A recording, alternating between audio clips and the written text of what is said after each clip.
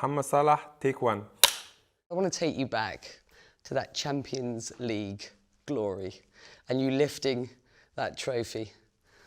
How was it? Honestly, it was great. It's a dream for everyone, the city, the player, to win a Champions League. So something great and something very big.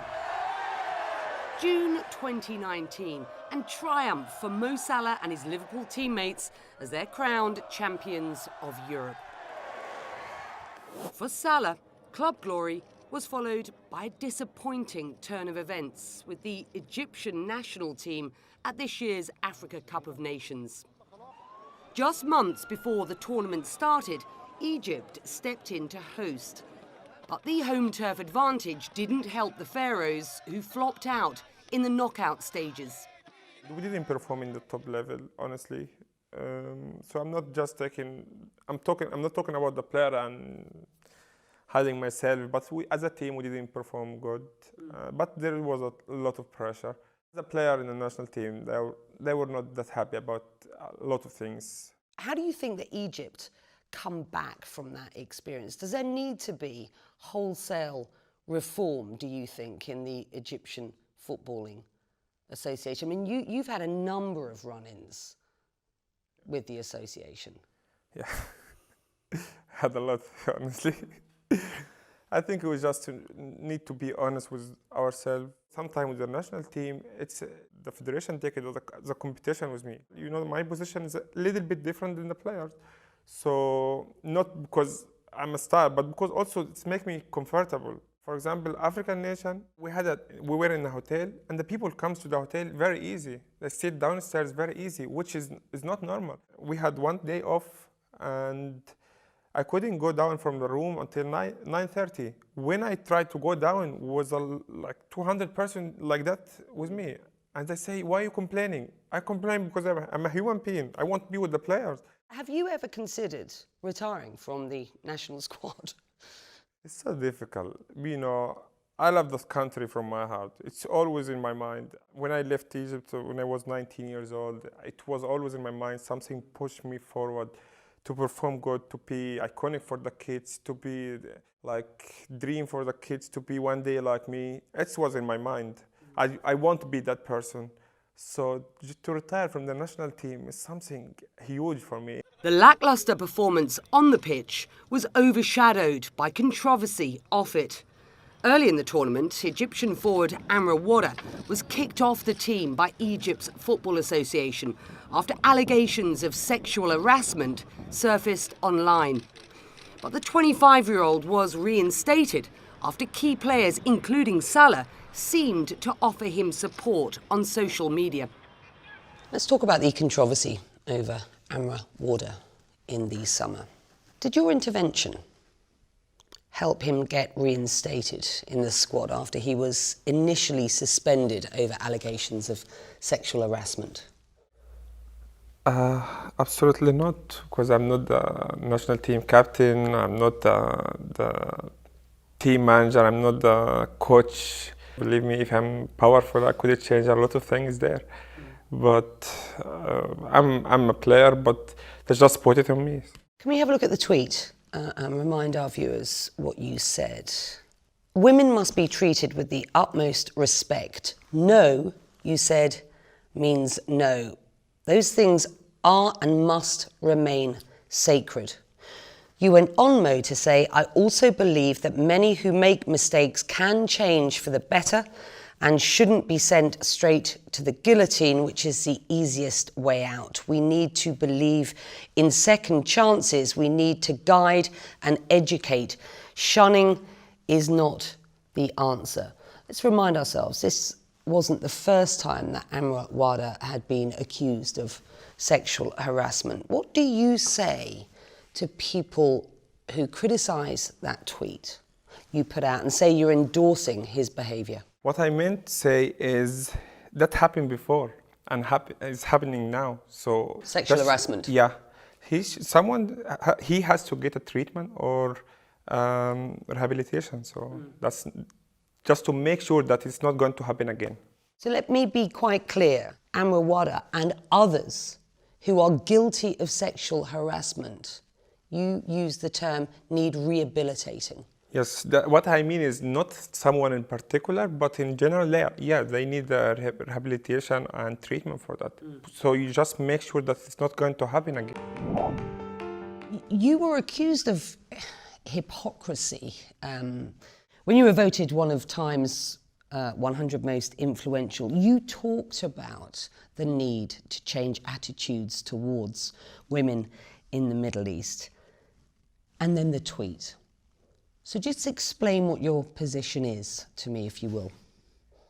No, my position is still the same. As I told you, the people misunderstand what I'm saying.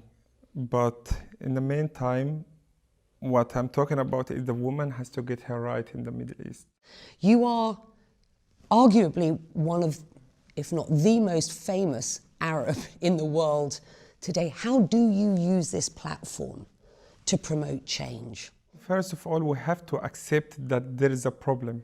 And I know it's very difficult to accept that, but 100% the problem is running deep and deep and deep. So, and the second thing, my opinion is the woman, she has a right to talk about anything she doesn't like. I'm talking about myself. I want when my daughter has a problem, she has to feel like support from me to come to talk to me about the problem. The most important thing is the fear. The wife fear from her husband, from her father, which that's the main point, I think. So the fear is not healthy for anyone. So we have to fix that. Mohammed, personally, have you changed your attitudes towards women as you have grown, developed, moved away from Egypt, become successful in Europe? I think, yeah, it changed a lot. I'm changing from the person, which I'm talking about it like the family scare from him, or the wife, or the daughter, whatever, to the person he's talking now. Like, he's fighting against the subject because he sees that he's wrong. Yeah, of course, before I didn't have my daughter because I think probably I started to change like 9 years ago, 10 years ago, or I don't know, whatever. But to that person now is fighting against the subject because I can see it's very wrong. What do you think of VAR? Don't like it. But that's my answer always. Why? I love the football how it is. It's okay, sometimes it's protect the players from dangerous play. But for me, I accept the football with the mistakes of the referee, mistakes of the player. That's how the football get more excited. That's how the people get more passionate about it. But the VAR is too fair. Last year, I had a penalty in the final Champions League, and it helped me a lot. But it's too fair. We like it with the mistakes. It's interesting that you say too fair. Yeah. You think the game needs a little bit of an edge? Of course. That's how everyone likes football. I want to give you a good example of perhaps why you might like VAR. In a recent survey, football fans said that Vincent Kompany's tackle against you last season, for which he was only given a yellow card, Man City went on to win over Liverpool, was the episode that they most wanted reviewed by VAR. You say you don't like VAR. That's what I mean. Just to protect the players. The only reason I could really want it. So what do you think the impact of VAR is going to be on the game? More penalties for me. You will see that. Which quite possibly might help you win the Golden Boot again this year. Of course I want it, but for me the team trophy comes first. Team trophy comes first? Especially the Premier League. Even if you got third boot in a row? No, it's fine. I will get the third maybe next year, it's fine. You, Mane and Firmino scored a combined 113 goals in the last 2 seasons. How key is that trio to Liverpool? It's a teamwork. So yeah, maybe we scored the most of goals for Liverpool, but I can't take that from the other players because really they work really hard. They defend a lot. They give us each ball, and we always try to make the difference. The most important thing is like keep winning, and the goals will come. Do you feel like a goal-scoring machine, just out of interest? No, because I'm not a striker. I play as a wing, so it's my proper job, not just to score. Has to also give assists, play with the midfield. So yeah, I play as a wing, which no one recommend that for a long time. And are you comfortable there? Is that where you want to be? Yeah, I'm comfortable there. Yeah, but I mean, but it's not my first job. Like number 9, his job only to score. But as a wing, it's not just to score. It's to give assists and play with the ball, play with the team, do a lot of things, to go defend. So it's a tougher job and it makes you a better footballer? Could be. Could be. Have you told that to your friend, the number 9? No, but honestly, our number 9, Bobby, he's right. He's one of the best players really I have ever played with. It was a fantastic season last year. Manchester City bested Liverpool at both holding possession and scoring. They also had a slightly better record of moving the ball from the middle third to the final third. Thinking about this season to come, how key is that going to be for Liverpool? I think it's different. Sometimes it depends on the game. Sometimes you have experience now to just win the game 1-0 and that's enough. I think we did that like last year 7 times or 8 times.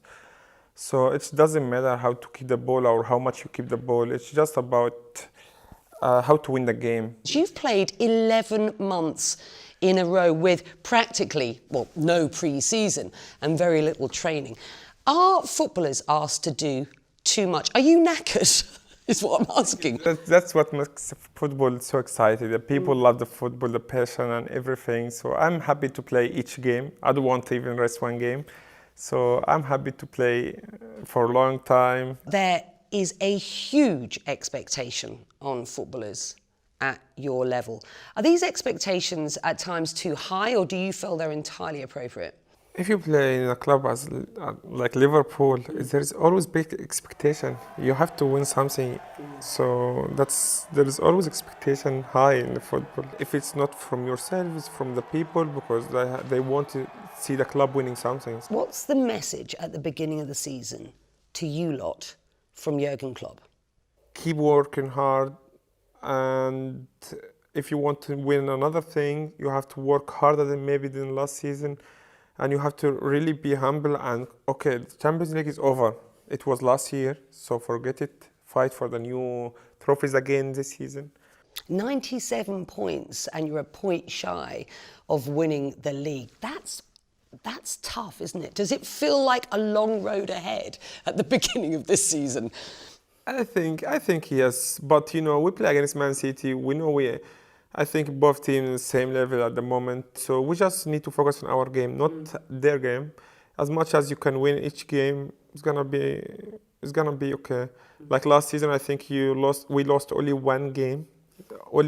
So this season we have to focus on ourselves not to lose any game.